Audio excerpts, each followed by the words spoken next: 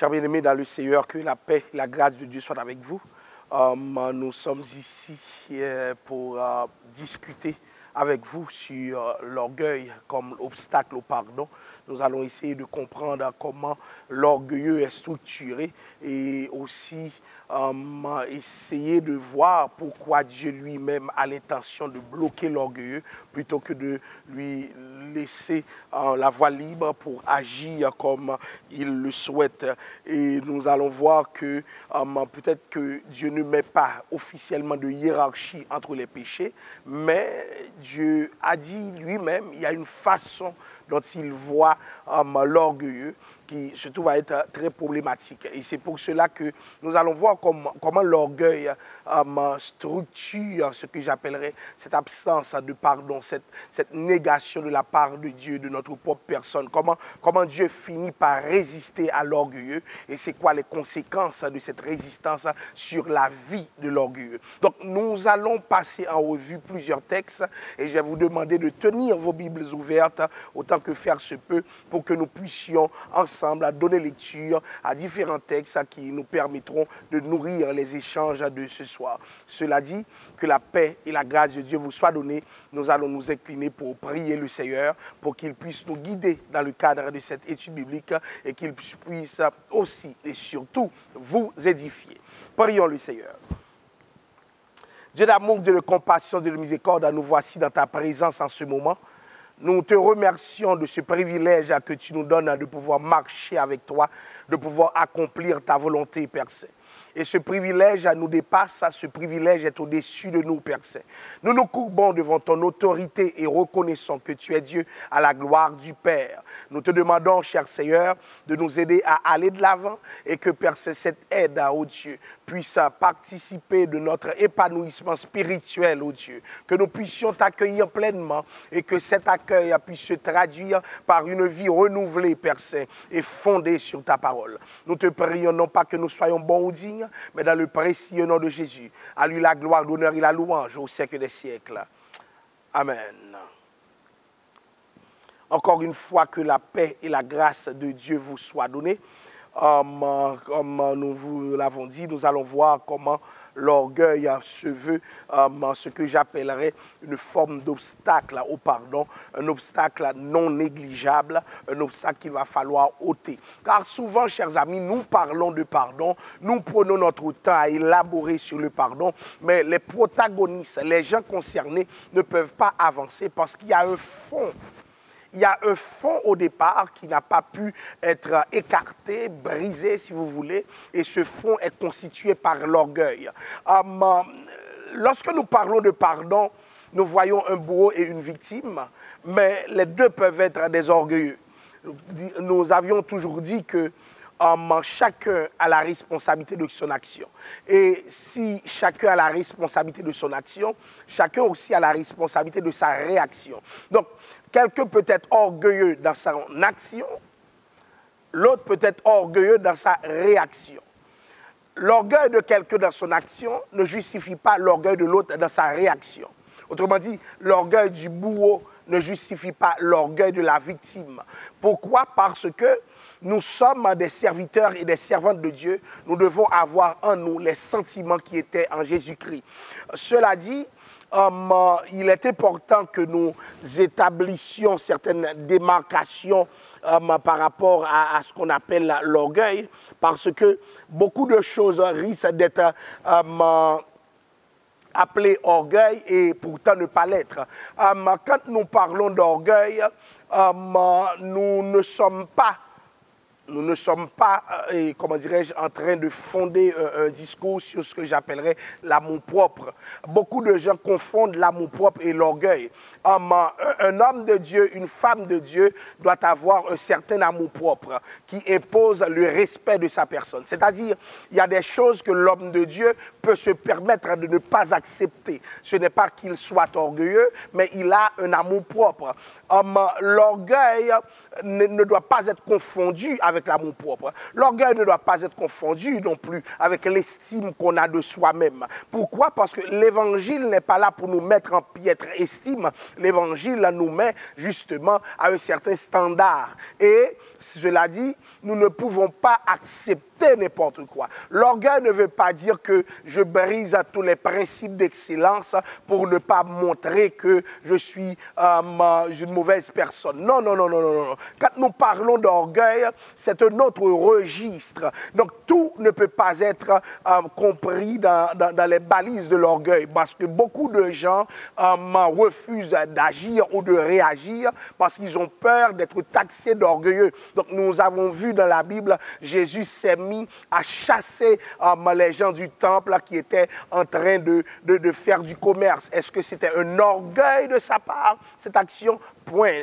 Donc, il se peut que nous ayons des actions, comment dirais-je, non orthodoxes, des actions qui peuvent secouer d'autres et pourtant être pleinement dans le plan de Dieu. C'est-à-dire, cette manière d'agir n'est pas fondée sur l'orgueil, mais se trouve fondée sur d'autres principes. Et j'encourage les serviteurs de Dieu, les servantes de Dieu, à ne pas laisser l'orgueil les animer, même à ne pas tout confondre avec l'orgueil. Vous voyez, si quelqu'un parle de lui pour faire passer un message, pour aider d'autres à monter, ce n'est pas de l'orgueil. Mais si cette personne parle de lui, parle d'elle-même, et puis c'est pour montrer qu'il n'y a qu'elle-même et elle-même seule, alors là, nous avons affaire avec un orgueilleux. Vous voyez, quelqu'un qui veut chercher une sorte de centralité, quelqu'un qui veut, comment dirais-je, qu'on le voit en premier plan, quelqu'un qui refuse de reconnaître qu'il a fait quelque chose de mauvais. Donc, des fois, nous faisons du mal et d'autres fois, nous agissons d'autres manières, etc. Mais lorsqu'il y a orgueil, nous disons qu'il y a quelque chose de charnel dans notre comportement. Donc, allons voir certains textes. Dans la Bible, le mot hébreu, les mots hébreux ou grecs pour orgueil, signifie être au-dessus, être élevé. Donc, le texte qui dit celui qui s'élève s'abaisse et celui qui s'abaisse sera élevé, c'est un texte qui participe d'une certaine compréhension de l'orgueil. Le texte parle de l'orgueil et ça veut dire que la personne qui s'élève, c'est une personne qui se met au-dessus. Donc, la façon de voir l'orgueilleux, c'est quelqu'un qui se met au-dessus. Au-dessus des principes humains, mais aussi au-dessus des principes de Dieu. N'oubliez pas qu'au départ même, l'homme avait un problème fondamental. Pasteur, quel était ce problème? Eh bien, le problème de l'homme au départ, c'était cette volonté démesurée, je dis bien démesurée, de vouloir devenir Dieu.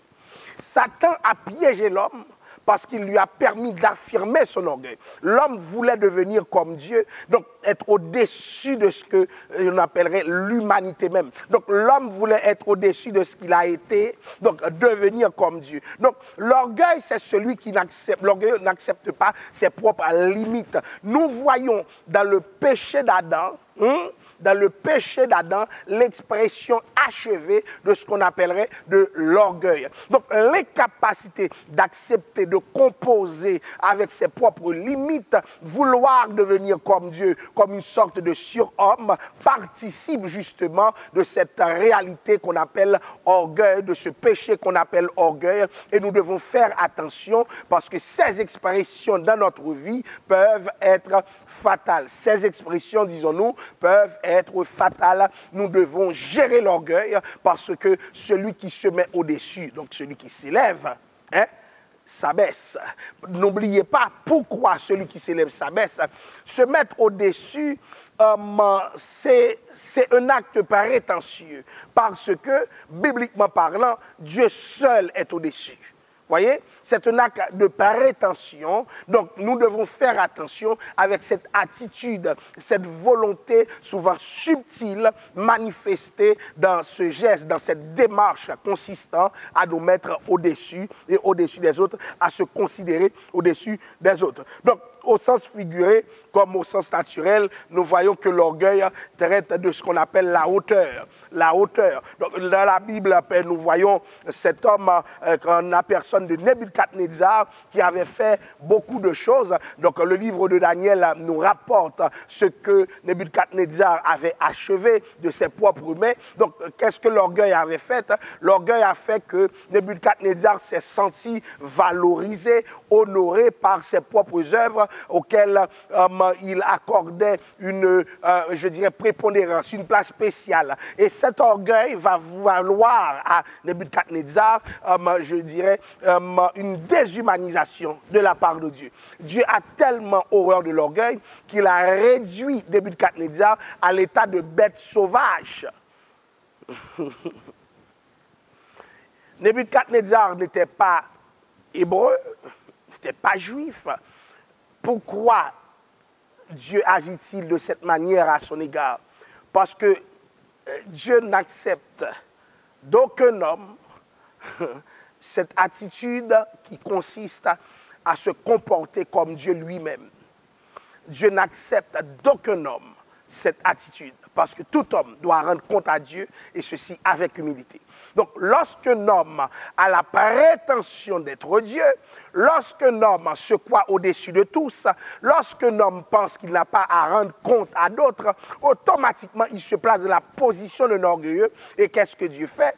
Dieu le frappe fatalement. Et nous voyons en Nebuchadnezzar l'exemple d'un orgueilleux que Dieu a réduit à l'état de bête sauvage pour brouter des herbes comme un bœuf. C'était quelque chose de terrible, quelque chose de terrible. Et dans Daniel 3, nous voyons la précipitation de Nebuchadnezzar lorsqu'il a compris que le rêve interprété et fourni par Daniel consistait à le voir comme la tête de la statue. Il était empressé parce qu'il était la tête. Donc il va faire concevoir une statue reflétant cette posture où il est la tête. Et qu'est-ce qui va se passer? Quelqu'un qui n'adorait pas la statue, qui était représentant de sa propre personne, carrément, il décidait de sa vie. C'était ça Nebuchadnezzar. C'est ça le système de Nebuchadnezzar. L'orgueilleux n'a de plaisir que pour lui-même. Vous voyez bien que dans l'orgueil, il y a une forme de narcissisme. Qu'est-ce que le narcissisme? Vous voyez, on disait que dans la mythologie, on rapporte que Narcisse est mort noyé parce qu'il était en train de regarder dans l'eau pour voir son visage et il est tombé amoureux de son visage.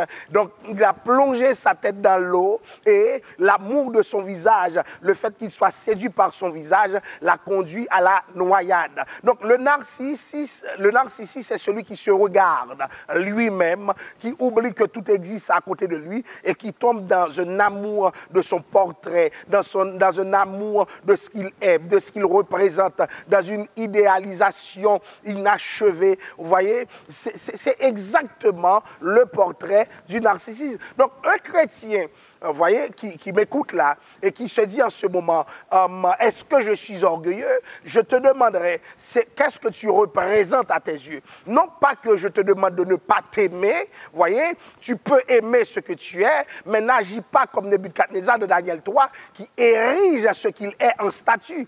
Et j'ai remarqué que cette statue, elle est particulièrement présente, notamment aux époques où c'est la fête des gens. J'ai remarqué qu'il y a certaines personnes, quand c'est leur anniversaire, si ce jour-là, tu ne les honores pas, ils sont capables de mourir. N'est-ce pas là une forme subtile de l'orgueil? Il y a des gens qui se fâcheraient avec d'autres personnes parce que durant les jours qui ramènent leur anniversaire, ils n'auraient pas le privilège de pouvoir être honorés, être mis à l'avant-scène. Donc, ce sont des expressions variées, subtiles de l'orgueil qui peuvent piéger certaines personnes. Moi-même, personnellement, j'ai eu un ami, depuis lors, j'ai mis des interrogations sur ma compréhension de son attitude. C'était son anniversaire et quelqu'un de son cercle rapproché avait des problèmes et avait oublié. Ça s'est traduit en querelle. C'est impossible que ce jour-là, je ne sois pas au centre. Donc, c'est-à-dire, c'est comme si c'était un jour où la manifestation de l'orgueil était autorisé. Nous devons faire attention. En tout temps, nous devons combattre l'orgueil. Lorsque l'homme cherche à avoir une centralité et que cette centralité prenne ou non la forme d'une adoration, il y a un problème. Et Dieu lui-même a de la difficulté justement à octroyer le pardon parce que, voyez-vous, Dieu est en train de résister à l'orgueil. Faites attention, vous qui m'écoutez. Faites attention. L'orgueil est subtil. L'orgueil est subtil. Et souvent, les serviteurs de Dieu, les servantes de Dieu sont très orgueilleux, mais n'arrivent même pas à le reconnaître parce que dans leur tête à eux, ils sont des gens normaux, ils sont des gens ordinaires. Mais tel n'est pas le cas. Nous devons faire attention avec l'attitude que nous démontrons, parce que dans la démonstration de cette attitude, il est possible que nous soyons en train de pécher, et surtout de pécher contre Dieu. Cela dit, et nous voyons que même les vagues dans la Bible parle dans le livre de Job, je crois le chapitre 38, le verset 11. Je lis pour vous, Job 38, verset 11. Quand je dis, tu viendras jusqu'ici, tu n'iras pas au-delà, ici s'arrêtera l'orgueil de tes flots. Vous voyez, la Bible parle des vagues de la mer, mais sous l'angle de l'orgueil. Ça veut dire que les flots ont un élan, les flots ont une agitation, et à un moment donné, il y a comme si, je dirais, l'expression de certain orgueil dans ces manifestations qui sont pourtant des manifestations liées à la mer, au flot de la mer. Donc la Bible parle de, ici s'arrête l'orgueil de tes flots. Parce que justement, lorsque nous regardons la mer a tendance à engloutir tout, la mer a tendance à envahir tout, et surtout lorsque ces vagues se déferlent sur des gens, la mer peut éliminer quelqu'un complètement. C'est pour cela que la Bible parle, en des termes clairs, les flots et des flots et de leurs conséquences. Donc ici s'arrêtera l'orgueil de tes flots. Quand Jésus a marché sur la mer, donc le texte de Job a été en quelque sorte mobilisé pour rendre compte, rendre justice à toute interprétation qui concernerait cette action de marcher sur l'eau. Donc l'orgueil de tes flots, des flots de la mer s'est arrêté parce que Jésus a pu marcher sur l'eau, c'est-à-dire l'eau ne peut pas faire ce qu'il veut, l'eau est tenue en bride, l'eau, comment dirais-je, ne peut pas dépasser le périmètre d'action qui lui est assigné. Alors, lorsque c'est d'un être humain qu'on parle, ça risque d'être quelque chose de très, très négatif. Donc, voyons, dans le mot orgueil, dans le texte grec surtout, la racine, c'est un rapport avec le mot hyper, c'est-à-dire au-dessus. Et c'est comme si, d'apparence, ce serait quelque chose d'enflé. Si nous lisons dans Romains 12, le verset 3, je lis pour vous Romains 12, le verset 3. Romains 12, le verset 3, je lis pour vous. Par la grâce qui m'a été donnée, je dis à chacun de vous de n'avoir pas de lui-même une trop haute opinion, mais de revêtir des sentiments modestes selon la mesure de foi que Dieu a départie à chacun.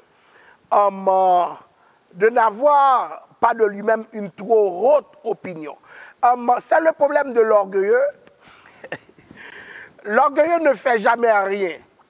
L'orgueilleux n'a toujours pas de responsabilité quant au problème, quant au méandre de la vie. Lorsque on l'accuse, il trouve toujours un bouc émissaire. Vous vous souvenez d'Adam qui voulait devenir comme Dieu? Lorsque Adam était confronté par Dieu sur sa propre chute, qu'est-ce qu'il a dû répondre à Dieu? C'est la femme que tu as mise à mes côtés. Donc c'est de l'orgueil. Donc l'homme qui accuse sa femme, au lieu de reconnaître à lui-même qu'il a péché et que c'est sa propre autorité, sa propre volonté qu'il a mise dans cette posture. Donc, il y a une incapacité d'assumer. Qu'est-ce qui arrive avec l'orgueilleux? Lorsque nous parlons de pardon notamment, l'orgueilleux a une incapacité, je dirais, assez grave de reconnaître que quelque chose de mal a été fait, quelque chose de mauvais a été fait, et puisque l'orgueilleux ne se reconnaît pas dans le péché, ne se reconnaît pas dans la faute, les conséquences ne peuvent être que désastreuses. C'est pourquoi, chers amis, nous devons réfléchir sur nous-mêmes. Nous devons réfléchir sur nous-mêmes parce que des fois, nous faisons du tort, nous agissons de la pire manière qui soit, mais nous faisons semblant, comme si c'était rien du tout. Dès lors que c'est nous, c'est rien. Mais quand c'est les autres, ça prend une proportion, ça devient comme une sorte de montagne. C'est pas normal. Ce n'est pas normal. Donc, n'ayez pas de vous une trop haute opinion. Donc, il y a des gens, du fait de leur scolarisation, du fait comment dirais-je, de leur relation, du fait de leur niveau dans l'échelle sociale, du fait aussi de leur expérience, qui croient Dieu comme fer qu'il n'y a que qui soit important. Les autres ne sont pas grand-chose. Donc, vous allez le voir de la manière dont ils snobent les autres. Il en est que l'opinion qu'ils ont d'eux-mêmes est tellement élevée que le jour où tu veux les déranger, ou bien quelqu'un voudrait les déranger, il suffit de s'attaquer à ce qu'ils croient eux-mêmes de leur propre personne. Donc, autrement dit, nous devons faire attention aujourd'hui à la manifestation de l'orgueil dans notre vie. Nous devons faire attention à tout ce qui est l'expression de l'orgueil parce que les dangers sont vraiment réels. Les dangers ne sont pas, je dirais, des dangers qu'on peut cacher. La Bible met en garde de ne pas avoir une trop haute opinion. C'est ça le problème de l'orgueilleux. L'orgueilleux se voit à travers un miroir qui se veut différent de ce que d'autres pensent de lui. Ça veut dire, souvent l'orgueilleux a une vie intérieure forte et cette vie canalise, déforme sa vision de la réalité. Donc, des gens sont peut-être surpris, ils se mettaient à un certain niveau et voilà qu'ils ont été rabaissés. Et comme conséquence, ils vont se battre contre tout ce qui a pu déformer le système qui leur a permis de se voir d'une certaine manière. Donc je me rappelle quand j'étais en primaire, je terminais la classe primaire, donc manifestement on était les aînés, les plus grands, on imposait notre vision des choses. Et arrivé au secondaire dans une autre école, on voyait des plus grands que nous, et beaucoup plus grands que nous. Automatiquement, on redevient petit. Mais si au départ, on n'avait pas une trop haute estime de nous-mêmes, il y a des problèmes qui ne se seraient pas posés. Et c'est pourquoi je vous en conjure dans le nom de Jésus. Soyez simples. Soyez simples dans le regard que vous portez sur vous-même. Soyez simples. Alors, nous voyons dans Romains 12, le verset 3, ce qu'on appelle le fait de s'estimer au-dessus. Et Romains 11, le verset 20 aussi, nous donne une autre compréhension de ce qu'on appelle l'orgueil. La Bible dit dans Romains 11, le verset 20, « Cela est vrai, elles ont été retranchées pour cause d'incrédulité, et toi tu subsistes par la foi. Ne t'abandonne pas à l'orgueil, mais crains. » Ne t'abandonne pas à l'orgueil, mais crains. Donc l'orgueil, c'est comment dirais-je, la racine ici, c'est comme lever. Donc il y a quelque chose qui se lève. Et Jésus disait, un peu de lever fait lever toute la pâte. Donc lever, ici, c'est le sens de l'orgueil. Nous devons faire attention à ces expressions. La Bible dit, ne nous abandonne pas à l'orgueil, mais crains. La personne qui est orgueilleuse, même la crainte de Dieu, a de la difficulté à s'emparer de lui. Nous nous souvenons du mari d'Abigaïl. Donc, c'était un homme particulièrement orgueilleux. Nous devons faire attention à ne pas faire montre d'orgueil, mais plutôt de crainte de la personne de Dieu, parce que si nous ne craignons pas Dieu, si nous ne craignons pas Dieu, il y a bien des dommages qui peuvent avoir lieu dans notre vie. Donc, nous devons manifester à tous égards la crainte du Seigneur, et cela est une bonne chose. Il faut craindre Dieu. La Bible dit même, la crainte de l'Éternel est le commencement de la sagesse. Donc, l'orgueilleux peut faire n'importe quoi à n'importe qui, n'importe quand, et se donner bonne conscience en même temps, comme si de rien n'était. Ce n'est pas possible. Ce n'est pas possible. On continue. Il y a un autre texte qui montre le verbe orgueilleux dans le grec hyper arionomai, et c'est dans 2 Corinthiens 12, le verset 7. 2 Corinthiens 12, le verset 7. Je vais lire ce texte pour vous. 2 Corinthiens 12, le verset 7. Et pour que je ne sois pas enflé d'orgueil à cause de l'excellence de ces révélations, il m'a été mis une écharpe de la chair, un ange de Satan, pour me souffleter et m'empêcher de m'enorgueillir. Waouh! Qui est en train de parler dans ce texte de Corinthiens 12, verset 7? C'est bien l'apôtre Paul. Imaginez-vous, l'apôtre Paul n'est pas n'importe qui. Donc, c'est quelqu'un qui a fait ses études au pied de la référence de l'époque, en qu'on nomme Gamaliel. C'est quelqu'un qui a une certaine rigidité dans la connaissance et l'interprétation de la loi. La Bible nous parle de Paul comme un ancien pharisien, voyez. Donc, quant à la loi pharisienne, il s'y connaît. Donc, ce docteur de la loi, cet intellectuel versé de qui Agrippa disait « ton grand savoir te fait déraisonner », va se retrouver dans une situation pour le moins périlleuse. La Bible dit, pour que je ne sois point enflé d'orgueil, Paul recevait des révélations qui n'étaient pas ordinaires, des révélations au-dessus de tout standard, des révélations, je dirais même inédites. D'ailleurs, lui-même raconte dans 2 Corinthiens 12 qu'il n'était pas permis de raconter ce qu'il avait vu. Vous voyez, des choses qu'il n'est pas permis. C'est-à-dire, ce n'est pas normal du tout ce qu'il a vu. Donc, c'est un autre niveau dans l'expérience de sa spiritualité. C'est un paroxysme. Ça va très loin ce que Paul a vécu. Mais comment cet homme qui a été aussi élevé puisse avoir un problème aussi grave? Quel problème? Orgueil. Des fois, nous pensons que parce que ce sont des hommes de Dieu, des femmes de Dieu, ces péchés ne sont pas cachés à l'intérieur d'eux.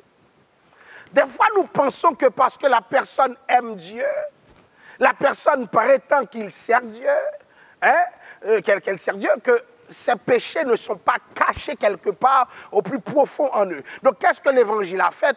L'Évangile a révélé à Paul la nature de son péché. Donc, il ne s'agissait pas seulement d'avoir la révélation des choses d'en haut, il faut aussi avoir la révélation de sa propre personnalité. Des fois, je vois des gens venir nous dire ce qu'ils ont vécu, ce qu'ils ont compris, les expériences immenses. Moi, je commence à voir un homme de Dieu, une femme de Dieu, je commence à le prendre très au sérieux, c'est quand aussi Dieu le révèle de sa propre personne. Des fois, nous voyons d'autres. Des fois, nous comprenons d'autres, des fois, nous accusons d'autres, mais et nous-mêmes, dès lors qu'un homme commence à te dire qu'il a péché, qu'il a fait du tort, qu'il a mal agi, il y a lieu de le prendre au sérieux. Et c'est très important ce que je suis en train de vous dire, parce que beaucoup de personnes ne peuvent pas être prises au sérieux, étant donné que le péché qu'ils transportent, ils ne le reconnaissent pas. Ils ne sont pas capables de le voir. Et pourtant, ils reçoivent toutes sortes de révélations. Ce n'est pas normal, mon frère. Tu as des révélations de toutes sortes, tu prétends avoir des révélations de toutes sortes, mais sur toi-même, tu n'en as aucune.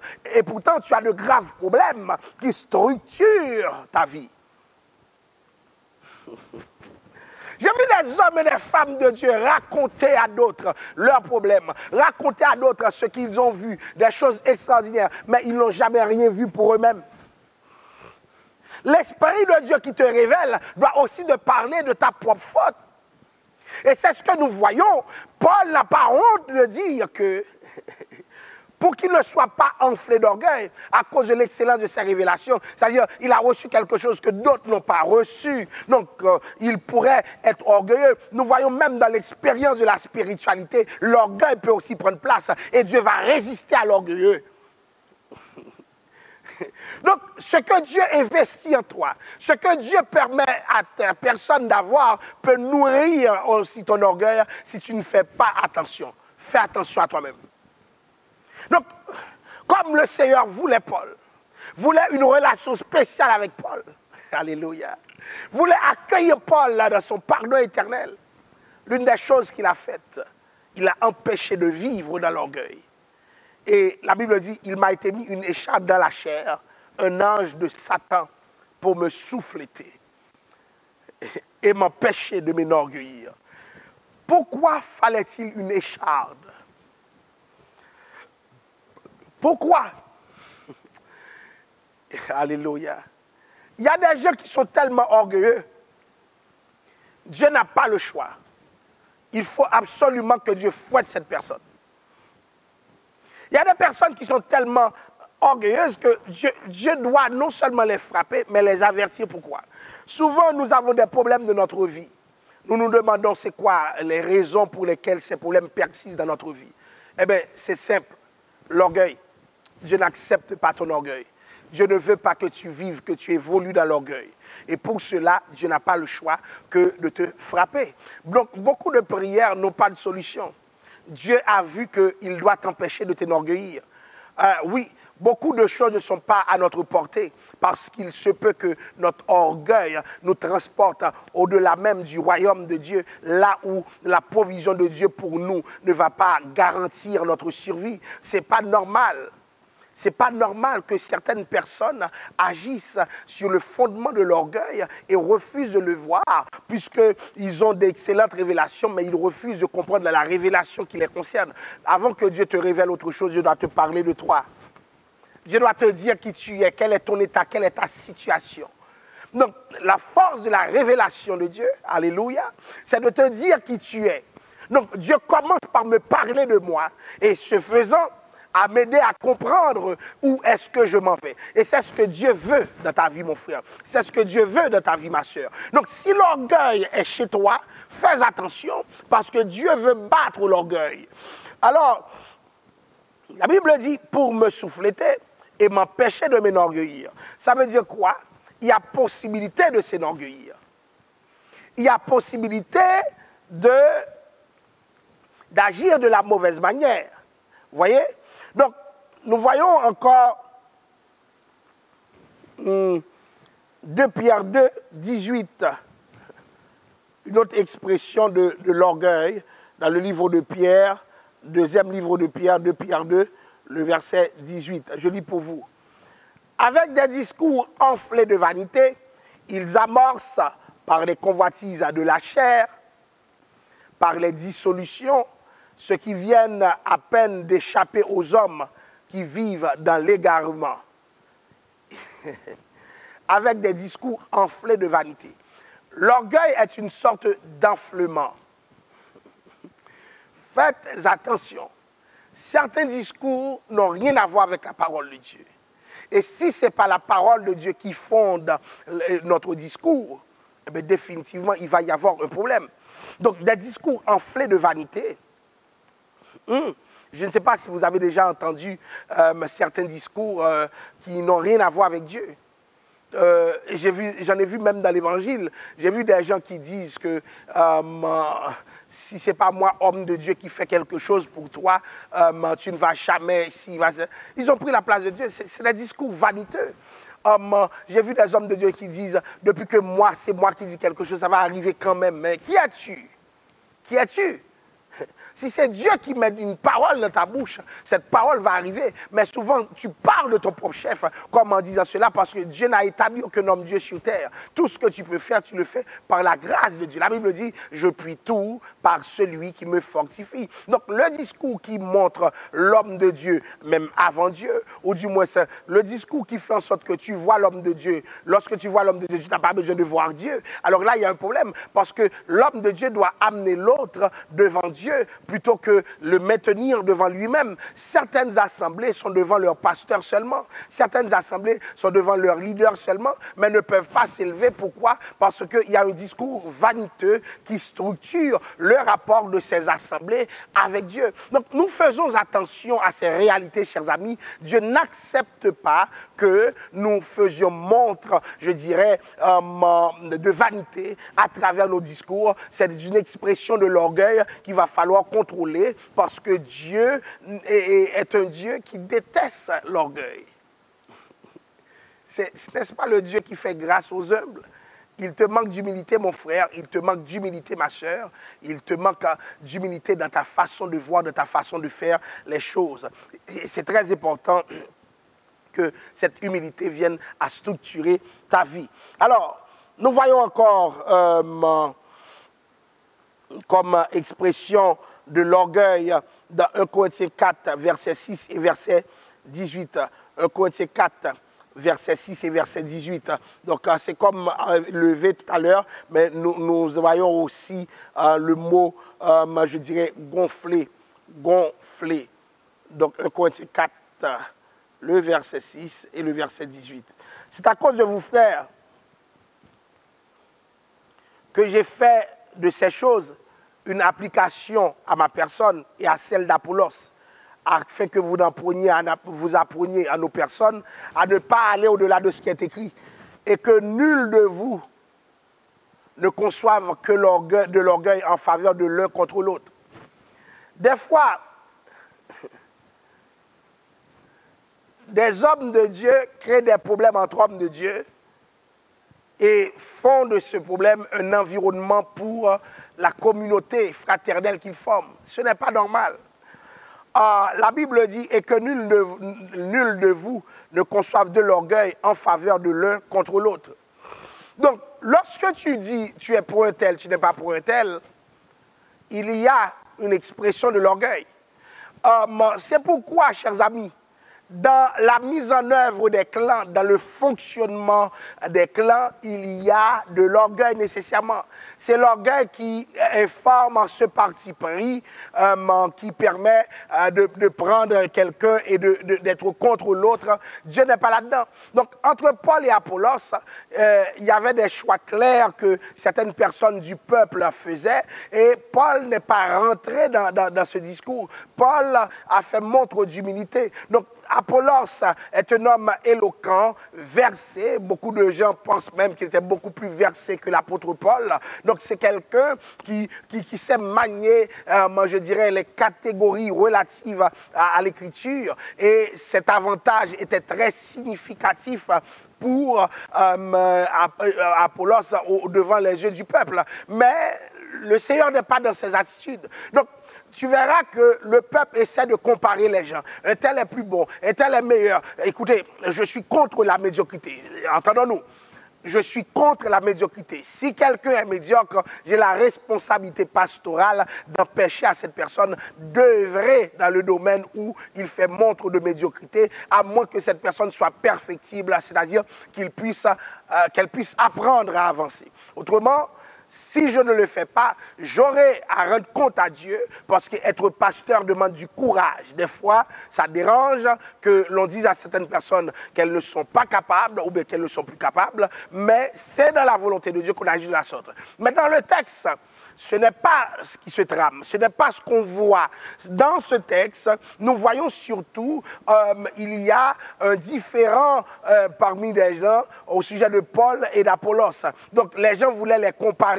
Et pourtant, ces deux hommes étaient là pour l'édification du peuple et non pour une sorte de performance. Souvent, l'Église est un lieu de performance et cette performance est fondée sur l'orgueil. Nous devons prier Dieu pour demander le pardon. Pardon pour l'expression de l'orgueil dans notre vie.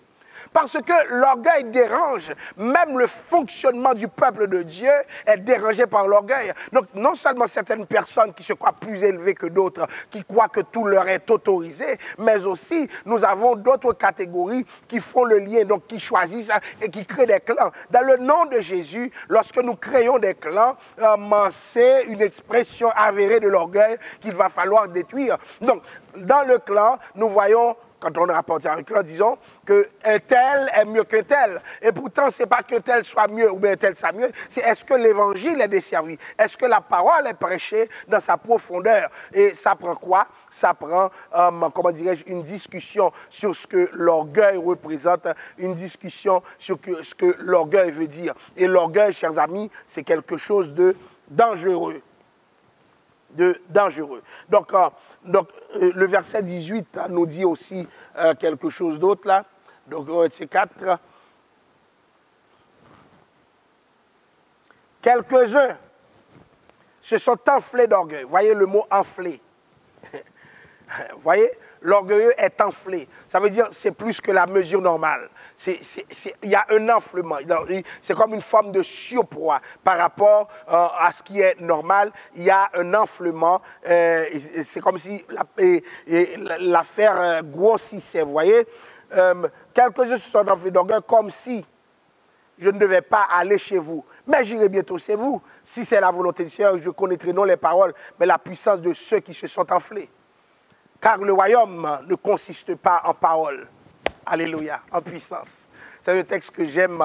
Lorsque je lis ce texte, je frémis à l'intérieur de moi-même. Le royaume ne consiste pas en paroles, mais en puissance. Qu'est-ce que le texte est en train de nous dire? Il y a des gens qui se sont enflés d'orgueil. Et puis Paul disait, c'est comme si moi-même, je n'allais pas venir. Et cet orgueil s'exprimait par le discours. Et la Bible dit, ces gens parlaient. Et, chers amis, l'une des choses qui caractérise les hommes orgueilleux, c'est la parole. Ils parlent beaucoup, mais pour ne rien dire de sérieux, ou plutôt pour ne rien dire d'édifiant. Attention à nos paroles. Attention à ce que nous déposons comme parole. Donc, lorsque nous sommes dépositaires de paroles vaniteuses, l'apôtre Paul, justement, s'attaque à notre façon de faire, à ce que nous disons. La Bible dit,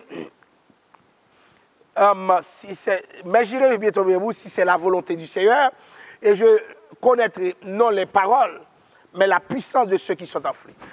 Il y a manifestement, dans les gens qui sont enflés, un problème de puissance. Et c'est pourquoi, à l'enflement, il faut associer aussi le problème de consécration. Généralement, les gens qui s'enflent rapidement ou bien qui restent enflés sont des gens sans consécration. Et quand les gens n'ont pas de consécration, c'est dangereux. Je le répète, quand les gens n'ont pas de consécration, c'est dangereux. Quand les gens n'ont pas de consécration, c'est problématique. Quand les gens n'ont pas de consécration, ça peut faire du tort. Quand les gens n'ont pas de consécration, ça peut nous malmener. Et souvent, les chrétiens font face avec des gens sans consécration. Ils peuvent être en position de leadership, en position d'autorité, être pasteur, prédicateur, toutes catégories confondues. Mais attention, il y a un problème de consécration. Pourquoi? Parce qu'il y a de la parole, il n'y a pas de puissance. Souvent, les personnes qui parlent beaucoup, demandent-leur de prier beaucoup pour voir. Demande-leur de comparer leur temps de prière versus leur temps de parole, leur temps de tripotaille, leur temps de parler, de faire du zin. Demandez-leur. Il y a une sorte de fossé, un abîme même entre ce qu'ils disent et leur vie de prière. Donc, comme si les paroles allaient changer quelque chose. C'est pour cela que le chrétien, en tout temps, doit passer du temps dans la consécration. Le chrétien doit passer du temps dans la consécration. Parce que quand il n'y a pas de consécration, l'orgueil va nous enfler. Donc, il y a des chrétiens qui parlent, mais qui sont enflés. Il y a des chrétiens qui parlent, mais ce qu'ils disent est l'expression de leur enflement. Et quand nous sommes enflés, chers amis, nous sommes dangereux pour la communauté fraternelle. Faites attention. Faites attention. Lorsque nous sommes enflés, nous ne rendons pas service à la communauté. Alléluia. Car le royaume de Dieu ne consiste pas en parole, mais en puissance. À un moment donné, il faut arrêter de parler, mais rentrer dans la démonstration de puissance. Vous voyez? Donc, Paul les exhortait là-dessus, parce que cet enflement est un enflement négatif. Nous devons faire attention. Alors, donc on voit enfler, on voit gonfler aussi. J'aimerais lire pour vous Timothée, le chapitre 3, le verset 6.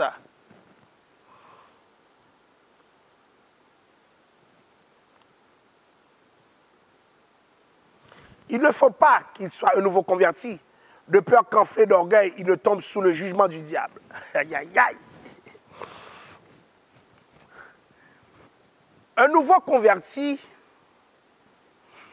même si les choses anciennes sont passées, ne comprend pas encore les affaires de Dieu. Et comme conséquence, souvent le nouveau converti peut tomber dans le piège de l'orgueil. D'ailleurs, je vous le dis, c'est un péché très subtil.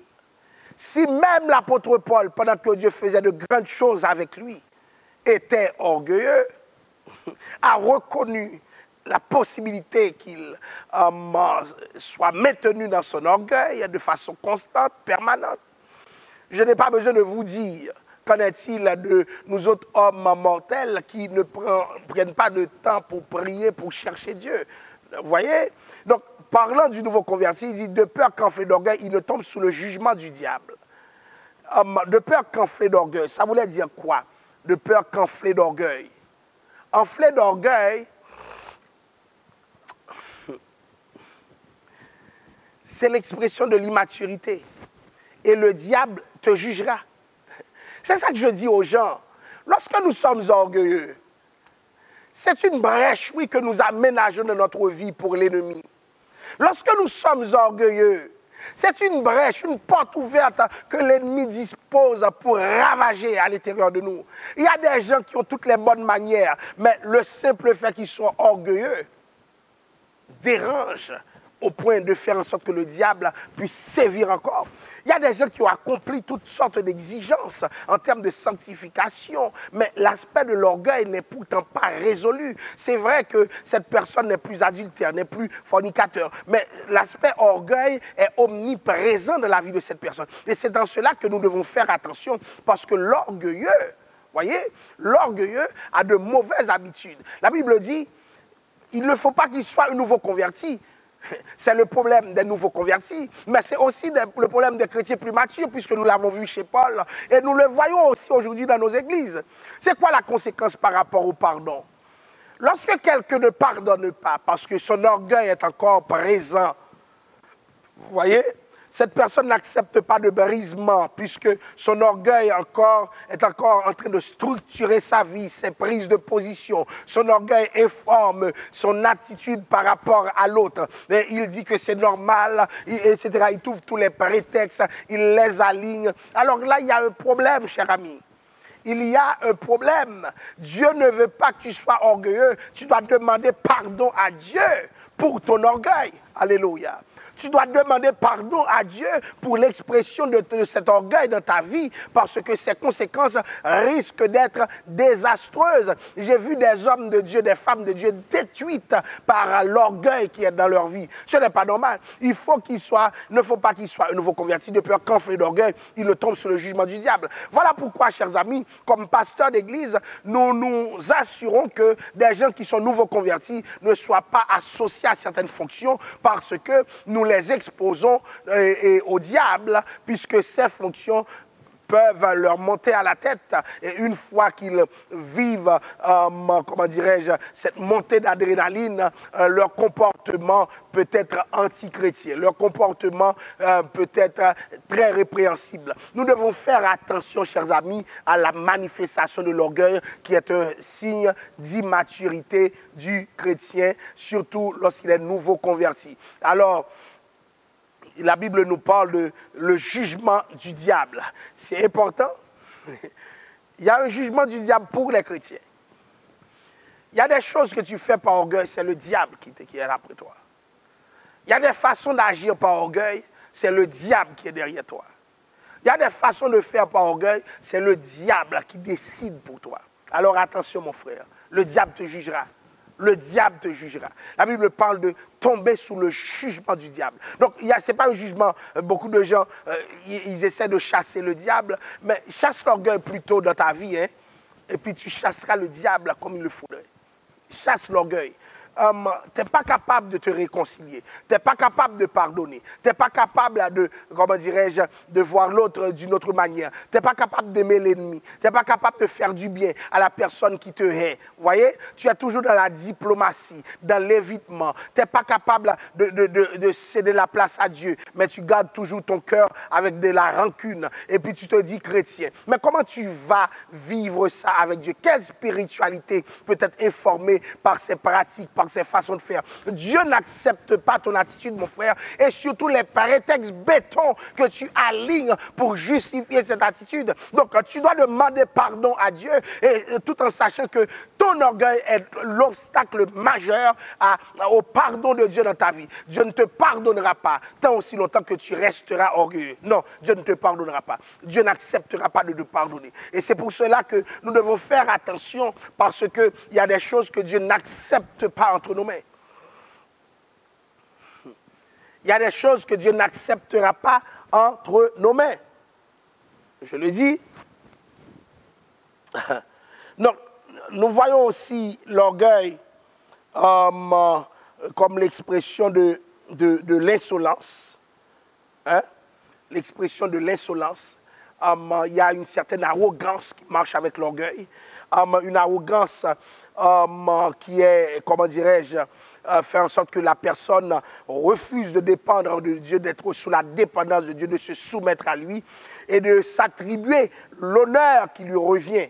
Hein?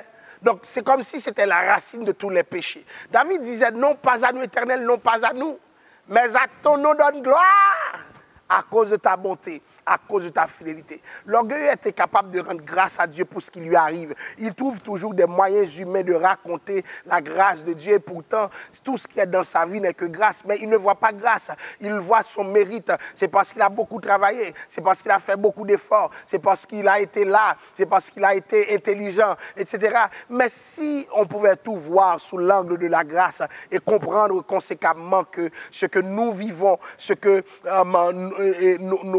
nous avons comme possibilité n'est qu'autre chose que l'expression de la grâce de Dieu. Donc, il y a cet homme d'Aquin qui voyait l'orgueil lorsque Lucifer tente d'élever son trône dans les lieux célestes. Donc, c'est comme s'il marquait son indépendance à l'égard de Dieu. Il faut aller à la racine. Dieu résiste aux orgueilleux. N'oubliez pas, Satan est un orgueilleux. Et qu'est-ce que Satan a fait? C'est mettre son trône au-dessus de Dieu, selon les termes d'Ésaïe 14, verset 1 à 14. Donc voilà pourquoi la Bible parle dans Luc 10, 18, Satan comme celui qui est déchu. Donc il voulait monter au-dessus, et bien Dieu l'a rabaissé. Et le principe, c'est ce qui s'applique, celui qui s'élève s'abaisse. Celui qui s'abaisse sera élevé. Tout cela, c'est pour dire, faites attention. Faites attention à nos attitudes, à nos comportements, parce que Dieu peut se tourner contre nous. Tout orgueilleux sera déchu. L'orgueil précède la chute, la ruine. L'humilité précède la gloire. Si vous pensez que vous êtes orgueilleux, prenez du recul pour que Dieu puisse agir différemment avec vous. Je vais faire une prière en ce moment. Une prière pour demander à Dieu de vous accorder sa grâce. Une prière pour demander à Dieu de changer la donne en ce qui vous concerne. S'il y a des gens qui m'écoutent en ce moment, qui estiment que leur vie reflète beaucoup d'orgueil, je vais vous demander de demander pardon à Dieu. S'il y en a qui ne se sentent pas capables de prier eux-mêmes, je vous demande de mettre vos noms sur le live et nous allons prier le Seigneur ensemble. Que Dieu se souvienne de vous, que Dieu vous accorde l'humilité suffisante pour que vous puissiez maîtriser votre orgueil. N'oubliez pas, Paul n'a pas eu honte de dire qu'il était un orgueilleux. Souvent, c'est la honte d'avouer nos péchés qui nous maintiennent dans le péché. C'est la honte de reconnaître nous-mêmes ce qui nous sommes, qui nous maintient dans notre état végétatif, notre état spirituel végétatif. Nous allons plus loin que ça. Nous allons nous accuser. Nous allons faire comme le publicain qui disait à Dieu, Seigneur, j'ai péché. Seigneur, j'ai péché. Ne sois pas un pharisien qui croit en lui-même, en sa personne. Vous qui m'écoutez en ce moment, vous qui êtes sur le live en ce moment, je vous demande de vous engager dans ce moment de prière avec moi. Nous allons demander à Dieu de changer la donne de notre vie, que notre vie puisse prendre un autre cap, une autre direction. Élevons la voix ensemble. Dieu d'amour, Dieu de compassion et de miséricorde, nous voici dans ce moment de prière pour te demander de nous accorder ta grâce, ô Père. Cher Seigneur, tu sais quel niveau d'orgueil nous habite et combien, ô Père, tu es contre l'expression de l'orgueil dans notre vie. Tu sais, ô Père, combien tu combats l'orgueil dans notre vie, Père Saint. Il y a des choses que tu n'accepteras jamais de nous. Et pourtant, Père Saint, nous sommes enclin à faire montre d'orgueil, à manifester l'orgueil. Ce que nous te demandons en ce moment dans le nom de Jésus, c'est de nous libérer de nous-mêmes, c'est de nous libérer du moi, c'est de nous libérer, Père Saint, de tout ce qui peut être l'expression de l'orgueil de notre vie. Il y a des choses que tu n'acceptes pas, il y a des choses que tu n'accepteras jamais. Seigneur Dieu, des fois nous parlons trop, des fois nous disons trop certaines choses par orgueil, par souci de paraître, par souci de ressembler à quelqu'un, Père Saint, par souci de nous valoriser nous-mêmes, par souci de prendre de la valeur dans les yeux des autres. Et ce faisant, nous venons des porte-paroles de l'ennemi, comme si Seigneur, l'ennemi parlait par nous. Nous tombons dans le piège du diable. Seigneur, ce que nous te demandons en ce moment, c'est de nous maîtriser. Maîtrise l'orgueil en nous, maîtrise la vanité en nous, maîtrise les discours basés sur la vantardise en nous. Seigneur, sois au centre. Nous ne pouvons pas être au centre. Cher Seigneur, que nous puissions détourner tout ce qui se dirige vers nous par honneur, Père Saint, puisque tu détestes l'orgueil. Nous avons un problème, ô Père, lorsqu'il nous faut demander pardon. Nous ne reconnaissons même pas nos fautes, parce que par orgueil, Père Saint, nous sommes mieux vus que d'autres, nous sommes mieux compris que d'autres. Et souvent, Père Saint, nous sommes dans une communauté qui accepte notre orgueil, qui érige notre orgueil en modèle, Père Saint. Pitié, Papa, lorsque l'orgueil se manifeste et nous ne comprenons pas ses contours, lorsque l'orgueil se manifeste et nous ne voyons pas comment il se comporte, oh Dieu, cher Seigneur, dans le nom de Jésus, je te demande cette grâce, délivre-nous de l'orgueil. Tu as maintenu Pierre et Paul, l'apôtre Paul, dans une situation inédite pour qu'il ne soit point enflé d'orgueil. Il a une écharpe de personnes dans son corps. Cher Seigneur, je te demande, oh Dieu, de ne pas nous maintenir de l'orgueil, Père Saint. Non pas que nous voulions l'écharpe, mais s'il te plaît, oh Dieu, que nous soyons humbles, oh Père, que nous soyons humbles, que nous soyons des hommes humiliés, à l'instar de Jésus-Christ, car alléluia, tu ne refuseras pas de nous briser si l'orgueil est encore en nous. Seigneur Dieu, nous ne sommes rien, tu es tout pour nous, nous ne sommes rien, Père Saint, nous sommes des pécheurs, mais toi seul est Dieu, à la gloire du Père. Nous te présentons ceux qui nous écoutent sur le live, s'ils composent avec un problème d'orgueil, je te demande de les libérer maintenant, Père Saint. Travaille leur vie, travaille leur caractère, travaille leur personnalité, travaille leurs attitudes et que le changement s'amène dans leur vie. Il n'y a rien que tu ne puisses faire, ô Père. Combat l'orgueil, combat la vanité et que nous soyons ouverts, Père Saint, à ce que ta parole puisse agir en nous. Seigneur Dieu, nous comptons sur toi. C'est au nom de Jésus que nous te prions. À lui la gloire, à lui l'honneur, à lui la louange, au siècle des siècles. Amen. Chers bien-aimés dans le Seigneur, que la paix et la grâce de Dieu vous soient données. C'était un plaisir pour nous de passer ce moment ensemble avec vous. Je vous demande de bien vouloir partager ce live si vous pensez que quelqu'un d'autre peut être béni par l'exercice d'aujourd'hui. Je vous demande de bien vouloir partager ce live pour que d'autres personnes soient touchées par l'enseignement sur l'orgueil qui devient un obstacle majeur au pardon. D'ailleurs, même le péché contre le Saint-Esprit participe de l'orgueil. C'est pourquoi Dieu résiste. Et dans le péché contre cet esprit, Dieu ne résiste pas seulement. Dieu ne pardonne pas. Dieu ne pardonne pas. Pourquoi? Parce que l'orgueil, l'enflement, la vanité structure justement la relation de cette personne qui est orgueilleuse avec Dieu. Donc faites attention, ne tombez pas sous le piège du malin, ne tombez pas sous le jugement du malin. Faites attention. Courbez vos fronts, je vais prononcer pour vous les mots de bénédiction. Dieu résiste aux orgueilleux. Il fait grâce aux humbles. Sur ce que l'amour de Dieu le Père, la grâce de Jésus-Christ, la douce et intime communion du bon Saint-Esprit, reste et demeure sur chacun de nous dès à présent et pour toujours. Amen. Que le Seigneur vous bénisse et à la prochaine.